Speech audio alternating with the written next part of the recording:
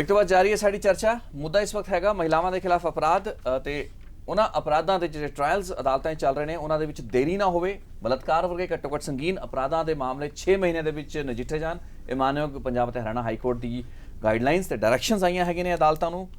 गुरदासपुर के एक मामले दे विच ਇਹ पूरी पटीशन सी, लेकिन इस तो इलावा एक होर डिवीजन बेंच मानयोग ਜਿਹੜੇ चीफ जस्टिस साहब हैगे ने उन्हां दी डिवीजन बेंच वालों एक फैसला अहम आया है जिस कि 6 या 7 अहम गाइडलाइनस या डायरैक्शनस हैगे ने हैबिचुअल ऑफेंडर्स की तस्वीरां नूं पब्लिक विच नशर करन तो लैके महिला आयोग ते बच्चों की सुरक्षा या बच्चों के जिहड़े अख्तियारां हुकूमां दे जिहड़े कमीशन बने हुए ने अपना जिम्मेवारी ज़्यादा गंभीरता संजीदगी ना लैन। ये कुछ गाइडलाइनस है जो कि सामने आई ने। साडे नाल इस वक्त AS तारनी साहब, रीटा कोहली जी ते रमदीप जी जुटे हुए है। तारनी साहब मैं थोड़े तो फिर वापस आवांगा। ये सारी गल्लां बातां चंगियां ने जिवें जिवें मैडम ने कहा हैगा भी साडा वेखण दा नज़रिया बदलाव दा नज़रिया हैगा। असी पूरी गलबात नूं इस साडा जिहड़ा सिस्टम चला रहा है उसनूं स्टेटस को विच रखना चाहते हैं। असीं नहीं चाहते भी काम छेती होवे, मामले छेती मुकाम ते पुज्जन।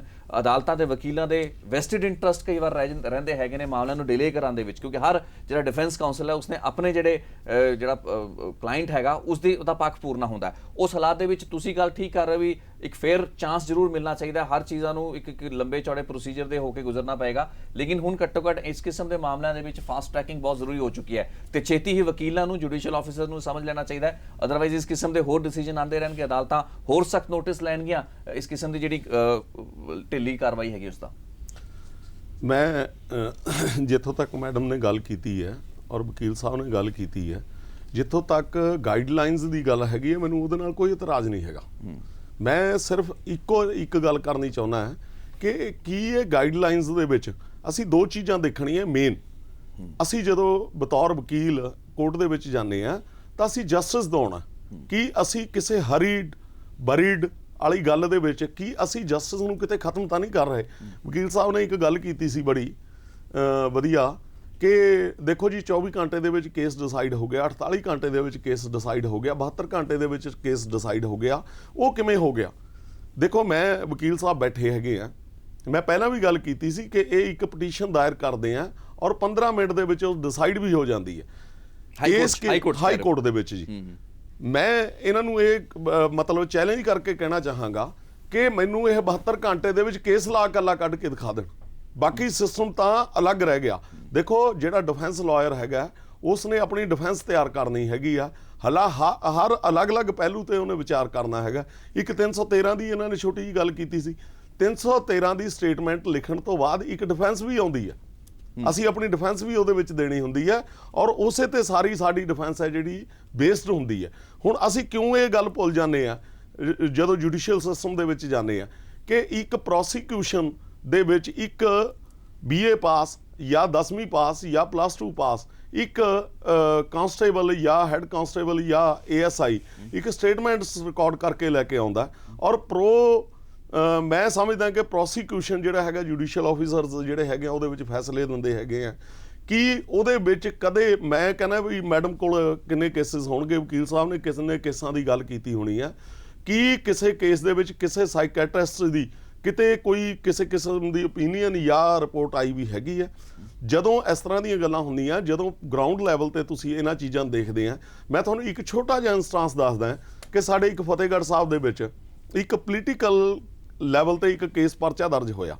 परचा दर्ज होने के बाद रेप केस दर्ज होया और उहदे विच बहुत ही वड्डे बिग विग्स जिहड़े हैगे इनवॉल्व हैगे सी। एक किसी पैसों के मामले दे विच वो FIR दर्ज की गई। FIR दर्ज करने के बाद उहदे विच बहुत कुछ होया। उहदे विच अप टू सुप्रीम कोर्ट जिहड़ा हैगा सी बहुत सारियां जिहड़ियां डायरैक्शनस आईयां और बाद दे विच वो केस इस लैवल ते ही वो जिहड़ा डिसमिस होया। उहदे विच कोर्ट ने उस कुड़ी वालों जिहड़ी वालों FIR दर्ज सी उन्हें अपने आप नूं माइनर लिखा के FIR दर्ज कराई सी, पर जदों देखिया कि एक पहला एक केस दे विच वो इस तरह ही आई भी सी, हैबिचुअल सी, ਉਹਨੇ ਜਿਹੜਾ ਹੈਗਾ ਉਹਦੀਆਂ ਜਿਹੜੀਆਂ ਡੇਟ ਆਫ ਬਰਥ ਦੇਖੀ ਤਾਂ ਉਸ ਕੇਸ ਦੇ ਵਿੱਚ ਉਹ ਮੇਜਰ ਸੀ। ਸੋ ਕੀ ਕਿਸੇ ਨੇ ਇਸ ਤਰ੍ਹਾਂ ਦੀ ਇਨਵੈਸਟੀਗੇਸ਼ਨ ਕਰਕੇ, ਇਸ ਤਰ੍ਹਾਂ ਦੀ ਡੀਪ ਇਨਵੈਸਟੀਗੇਸ਼ਨ ਕਰਕੇ ਕੀ ਕਿਸੇ ਨੂੰ ਮਤਲਬ ਜਸਟਿਸ ਦੇਣ ਦੀ ਕੋਸ਼ਿਸ਼ ਕੀਤੀ ਹੈ ਕਿ ਅਸੀਂ ਜੇ ਇੰਨਾ ਫਾਸਟ ਕਰਾਂਗੇ, ਇੰਨਾ ਤੇਜ਼ ਚੱਲਾਂਗੇ ਕੀ ਅਸੀਂ ਜਸਟਿਸ ਦੇਵਾਂਗੇ ਕਿਸੇ ਨੂੰ? ਸੋ ਮੈਂ ਗਾਈਡਲਾਈਨਸ ਤੋਂ ਨਹੀਂ ਭੱਜਦਾ, ਮੈਂ ਕਹਿੰਦਾ ਗਾਈਡਲਾਈਨਸ ਬਿਲਕੁਲ ਠੀਕ ਹੈ, ਇੱਕ ਸਪੈਸੀਫਿਕ ਕੇਸ ਲਈ ਠੀਕ ਹੈਗੀਆਂ। ਇਹ ਜਿਹੜਾ ਹੈਗਾ ਸਾਰਾ ਸਿਸਟਮ ਐਕਸਪੀਡਾਈਟ ਹੋਣਾ ਚਾਹੀਦਾ। ਇੱਕ ਕਿਸੇ ਨੂੰ ਜ਼ਰੂਰਤ ਪਈ, ਉਹ ਐਕਸਪੀਡਾਈਟ ਕਰਨ ਲਈ ਉੱਥੇ ਆ ਗਿਆ ਤੇ ਇਹ ਡਾਇਰੈਕਸ਼ਨਸ ਇੰਨੀਆਂ ਜਿਹੜੀਆਂ ਹੈਗੀਆਂ ਸੀ ਮਿਲ ਗਈਆਂ। ਕੀ ਮੈਂ ਸਮਝਦਾ ਕਿ ਇਸ ਦੇ ਵਿੱਚ ਜਿਸ ਤਰ੍ਹਾਂ ਪਹਿਲਾਂ ਵਕੀਲ ਸਾਹਿਬ ਨੂੰ ਯਾਦ ਹੋਊਗਾ ਕਿ SC ST ਐਕਟ ਦੇ ਥੱਲੇ ਪਿੰਡ ਦਾ ਇੱਕ ਸਰਪੰਚ ਹੁੰਦਾ ਸੀ, ਇੱਕ ਛੋਟੇ ਤੋਂ ਛੋਟੀ ਜਿਹੜਾ ਹੈਗਾ ਮਤਲਬ ਪੰਚ ਦੇ ਖਿਲਾਫ ਜਾਂ ਪਿੰਡ ਦੇ ਕਿਸੇ ਬੰਦੇ ਦੇ ਖਿਲਾਫ ਜਾਂ ਆਮ ਲੋਕ ਹੈ ਜਿਹੜੇ ਸਰਪੰਚ ਦੇ ਖਿਲਾਫ ਇੱਕ ਇਸ ਤਰ੍ਹਾਂ ਦਾ ਜਿਹੜਾ ਹੈਗਾ ਕਿ ਜੀ ਮੈਨੂੰ ਉਹਨੇ ਆ ਕਿਹਾ, ਮੈਨੂੰ ਆ ਕਿਹਾ, ਇਹਦੇ ਥੱਲੇ ਹੀ ਉਹ ਨੌਨ ਬੇਲੇਬਲ ਅਫੈਂਸ ਸੀ ਔਰ ਉਹ ਬੰਦੇ ਜਿਹੜਾ ਹੈਗਾ ਸਾਲਾਂ ਮਤਲਬ ਉੱਥੇ ਕੋਰਟਾਂ ਦੇ ਵਿੱਚ ਝਗੜਦੇ ਰਹਿੰਦੇ ਸੀ। ਇਸੇ ਤਰ੍ਹਾਂ ਜਿਹੜਾ ਹੈਗਾ ਇਸ ਕੇਸਾਂ ਦੇ ਵਿੱਚ। ਹਾਂ ਬਿਲਕੁਲ, ਮੇਰਾ ਸਿਰਫ ਇੰਨਾ ਕਹਿਣਾ ਹੈ, ਪਹਿਲੀ ਗੱਲ ਤਾਂ ਇਹਨਾਂ ਦਾ ਧਾਮੀ ਸਾਹਿਬ ਨੇ 2 ਵਾਰੀ 3 ਵਾਰੀ ਜ਼ਿਕਰ ਕੀਤਾ ਕਿ ਹਾਈ ਕੋਰਟ 'ਚ 15 ਮਿੰਟ ਪਟੀਸ਼ਨ ਡਿਸਾਈਡ ਹੋ ਜਾਂਦੀ ਹੈ।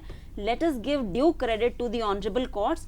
15 मिनट कोई डायरेक्शन ना इस केस चाहिए ना उस चाहिए, फॉर मंथ्स टुगेदर केस जानते हैं, कोर्ट नीचों पूरी रिपोर्ट मंगाती है, पूरा डाटा आके पूरा स्टडी करके फुल आर्गूमेंट्स तो बाद after looking into the complete aspects ਤਾਂ ਕੋਰਟ ਦੀਆਂ ਜੜੀਆਂ ਵੀ ਡਾਇਰੈਕਸ਼ਨ ਚਾਹੇ ਉਹ single bench honourable single bench ਦੀਆਂ ਹੋਣ ਚਾਹੇ ਦੀ ਆਨਰੇਬਲ ਫਰਸਟ ਡਿਵੀਜ਼ਨ ਬੈਂਚ ਦੀਆਂ ਹੋਣ, ਪੂਰੇ ਥਰੋ ਐਨਾਲਿਸਿਸ ਤੋਂ ਬਾਅਦ ਇਸ ਜਿਹੜੀਆਂ ਡਾਇਰੈਕਸ਼ਨਸ ਆਈਆਂ ਹੈ ਜਿਹੜਾ ਇਹਨਾਂ ਨੇ ਦੱਸਿਆ ਪੋਲੀਟੀਕਲ ਮੈਂ ਇੱਕ ਗੱਲ ਕਲੈਰੀਫਾਈ ਕਰਾਂ ਇੱਥੇ ਲੱਕੀ ਜੀ, ਜਸਟ ਵਨ ਥਿੰਗ।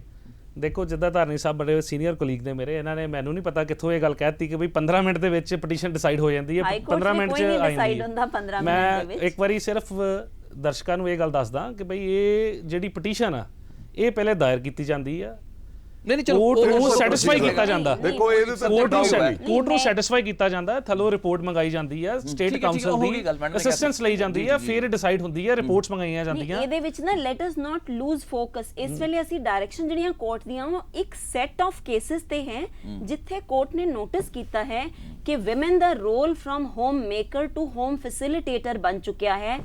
ਉਹ ਇੱਕ important segment of society 50% of the population ਹੈ। ਸੋ ਇਸ ਕਰਕੇ ਉਹਨਾਂ ਕੇਸਾਂ ਨੂੰ ਸਿਰਫ ਇਹ ਸਾਈਡ ਤੇ ਕਰ ਦੇਣਾ ਕਿ ਜੀ ਜੇ ਵਿਮਨ ਦੇ ਕੇਸ ਤੇ ਕਰਨ ਲੱਗ ਜਾਣਗੇ ਬਾਕੀਆਂ ਤੇ ਤਾਂ ਬਹੁਤ ਬਰਡਨ ਪੈ ਜਾਏਗਾ। She is 50% part of the society and ਉਹਦੇ ਤੇ ਤੁਹਾਡਾ social fabric of society based ਹੈ। ਜੇ ਉਹਨਾਂ ਦੀ ਤੁਸੀਂ ਗ੍ਰੀਵੈਂਸਸ ਨੂੰ ਡੀਲ ਨਹੀਂ ਕਰੋਗੇ ਅਪਰੋਪਰੀਏਟਲੀ, it actually ਸਪੋਇਲਸ the entire setup of the society. ਲੇਕਿਨ ਰੀਟਾ ਜੀ ਇੱਥੇ ਇੱਕ ਸੈਕਸਿਸਟ ਵਿਊ ਲੈਣਾ ਕਿਸੇ ਵੀ ਸਿਚੁਏਸ਼ਨ ਦਾ ਉਹ ਮੈਨੂੰ ਲੱਗਦਾ ਬਹੁਤ ਘਾਤਕ ਹੋ ਸਕਦਾ ਹੈ ਸਾਡੇ ਸਮਾਜ ਲਈ। ਇੱਥੇ ਜਦੋਂ ਅਸੀਂ ਅਦਾਲਤਾਂ ਦੀ ਗੱਲ ਕਰ ਰਹੇ ਹਾਂ, ਅਸੀਂ ਜਸਟਿਸ ਦੀ ਗੱਲ ਕਰ ਰਹੇ ਹਾਂ, ਉੱਥੇ ਇੱਕ ਸੈਕਸਿਸਟ ਵਿਊ ਨਹੀਂ ਲਿਆ ਜਾ ਸਕਦਾ ਵੀ ਇਹ ਮਹਿਲਾਵਾਂ ਹੈਗੀਆਂ, ਮਹਿਲਾ ਸਹੀ ਵੀ ਹੋ ਸਕਦੀ ਹੈ ਗਲਤ ਵੀ ਹੋ ਸਕਦੀ ਹੈ, ਕਿਉਂਕਿ ਅਦਾਲਤ ਨੇ ਜਦੋਂ ਪੂਰੇ ਮਾਮਲੇ ਨੂੰ ਵੇਖਣਾ ਉਹਨੇ ਮਹਿਲਾ ਦੇ ਨਾਲ ਕੋਈ ਸਹਾਨੁਭੂਤੀ ਇਸ ਵਾਸਤੇ ਨਹੀਂ ਕਰਨੀ ਵੀ ਉਹ ਮਹਿਲਾ ਹੈਗੀ ਹੈ। ਬਿਲਕੁਲ ਸਹੀ, ਇਹ ਕਿਸੇ ਦਾ ਕਹਿਣਾ ਨਹੀਂ ਹੈ and I for one will never stand. ਮੈਂ ਅੱਜ ਤੱਕ ਨਾ ਖੜੀ ਹੋਈ ਹਾਂ ਨਾ ਕਦੀ ਹੋਵਾਂਗੀ ਜੇ ਕੋਈ ਗਲਤ ਹੈ। ਜਿਵੇਂ ਇਹਨਾਂ ਨੇ ਕੇਸ ਦਾ ਐਗਜ਼ਾਮਪਲ ਦਿੱਤਾ ਕਿ ਉਹ ਇੱਕ ਕੇਸ ਦੇ ਵਿੱਚ ਮਾਈਨਰ ਹੈ, ਇੱਕ ਦੇ ਵਿੱਚ ਉਹ ਮੇਜਰ ਬਣ ਗਈ, ਕਿ ਕੋਈ ਬਿਲਕੁਲ ਅਬਿਊਜ਼ ਹੁੰਦਾ ਹੈ। ਲਾਅ ਦੀ ਇਹੀ ਪ੍ਰੈਜ਼ੰਪਸ਼ਨ ਹੈ ਨਾ ਜਿਸ ਕਾਰਨ ਜੇ ਡੀਲੇ ਹੋ ਰਿਹਾ ਹੈਗਾ, ਇੱਕ ਪ੍ਰੈਜ਼ੰਪਸ਼ਨ ਇਹ ਵੀ ਹੁੰਦੀ ਹੈ ਵੀ ਉਹਦੇ ਵਿੱਚ ਦੋਵੇਂ ਧਿਰਾਂ ਨੂੰ ਉਹਨੇ ਕੀ ਡਾਊਟ ਨਾਲ ਦੇਖਿਆ ਜਾਂਦਾ ਹੈਗਾ। ਐਗਜ਼ੈਕਟਲੀ, ਉਹ ਪ੍ਰੈਜ਼ੰਪਸ਼ਨ ਹਰ ਕੇਸ ਦੇ ਵਿੱਚ ਹੈ, ਨਾਟ ਰਿਲੇਟਡ ਟੂ ਔਮਨ। ਉਹ ਹਰ ਕੇਸ ਦੇ ਵਿੱਚ ਪ੍ਰੈਜ਼ੰਪਸ਼ਨ ਹੈਗੀ ਹੈ ਐਂਡ ਕੋਰਟਸ ਮਸਟ ਇਨਸ਼ੋਰ ਕਿ ਉਹ ਚੰਗੀ ਤਰ੍ਹਾਂ ਦੇਖ ਕੇ ਕਰੇ। ਦੀ ਓਨਲੀ ਥਿੰਗ ਇਜ਼ ਅਸੀਂ ਬੜੇ ਕੰਪਲੇਸੈਂਟ ਹੋ ਗਏ ਸੀ eve teasing, sexual molestation, rape cases ਦੇ ਵਿੱਚ ਐਂਡ ਰੇਪ ਦੇ ਵਿੱਚ ਇਨਵੈਸਟੀਗੇਟਿੰਗ ਏਜੰਸੀ ਉਸ ਤੋਂ ਵੀ ਜ਼ਿਆਦਾ ਕੰਪਲੇਸੈਂਟ ਐਂਡ ਇਨਸੈਂਸਿਟਿਵ ਸੀ, ਜਿਸ ਕਰਕੇ ਇਹ ਸਾਰੇ ਚੀਜ਼ ਦੀ ਜ਼ਰੂਰਤ ਪਈ ਹੈ। ਜੇ ਤੁਹਾਨੂੰ ਯਾਦ ਹੋਈ ਜਦੋਂ ਇਹ ਪਟਿਆਲਾ ਦਾ ਜਿਹਦਾ ਦੀ honourable division bench has taken notice, Patiala the case ਜਿਹੜਾ ਸੀ ਉਹਦੇ ਵਿੱਚ ਹੈਡਲਾਈਨਸ ਕਿੰਨੀਆਂ ਡੈਰੋਗੇਟਰੀ ਸੀ, ਜਿਹਦੇ ਵਿੱਚ ਇਹ ਆਇਆ ਸੀ ਰਾਈਟ ਔਰ wrong, I am not into that, ਕਿ ਇਨਵੈਸਟੀਗੇਟਿੰਗ ਆਫੀਸਰ ਨੇ ਕੈਸੇ ਬੇਹੁਦਾ ਸਵਾਲ ਪੁੱਛੇ। ਸੋ ਦੇਖਿਆ ਜਾਏ ਤੇ ਉਹ ਸਾਰੀਆਂ ਚੀਜ਼ਾਂ ਆਰ ਵੈਰੀ ਇੰਪੋਰਟੈਂਟ। ਇਹਨਾਂ ਨੂੰ ਸੈਕਸਿਸਟ ਵੀ ਬਿਲਕੁਲ ਨਹੀਂ ਲੈਣਾ ਚਾਹੀਦਾ। Courts have to do justice but everything has to be on fast track. Fast track ਦਾ ਮਤਲਬ ਇਹ ਨਹੀਂ ਹੈ ਕਿ justice hurried is justice buried. Only thing is sensitization of mind to do justice at the earliest. ਜਿੰਨਾ ਜਲਦੀ, ਕਿਉਂਕਿ ਇਹਨਾਂ ਨਾਲ ਮੈਸੇਜ ਬਹੁਤ ਸਟਰੋਂਗ ਸੋਸਾਇਟੀ ਜਾਂਦਾ ਹੈ ਜਦੋਂ 4 ਕੇਸ ਫਟਾਫਟ ਡਿਸਾਈਡ ਹੁੰਦੇ ਆ। ਸਭ ਨੂੰ ਪਤਾ ਹੈ ਕਿ ਜੇ ਮੈਂ ਕੁਝ ਕਰਾਂਗਾ I will have to meet the ends of justice. Otherwise ਇਹ ਐਟੀਟਿਊਡ ਹੋ ਗਿਆ ਸੀ ਕਿ ਫੈਸਲਾ ਤਾਂ ਹੋਣਾ ਹੀ ਨਹੀਂ, 10-10 ਸਾਲ ਕੇਸ ਚਲੀ ਜਾਣੇ ਆ। ਸੋ ਆਈ ਥਿੰਕ ਉਹ ਚੀਜ਼ ਚੇਂਜ ਕਰਨ ਦੀ ਬੜੀ ਜ਼ਰੂਰਤ ਹੈ। ਤਾਰਨੀ ਸਾਹਿਬ ਕੁਝ ਕਹਿਣਾ ਚਾਹ ਰਹੇ ਨੇ? ਮੈਂ ਮੈਡਮ ਸ਼ਾਇਦ ਇਸ ਗੱਲ ਨੂੰ ਮਤਲਬ ਥੋੜਾ ਜਿਹਾ ਅਲੱਗ ਪਾਸੇ ਨੂੰ ਲੈ ਗਏ। ਮੈਂ ਤਾਂ ਕੇਵਲ ਔਰ ਕੇਵਲ ਇੱਕ ਹੀ ਚੀਜ਼ ਤੇ ਬੈਠਾ ਹੈਗਾ ਕਿ justice must B there, justice must B there.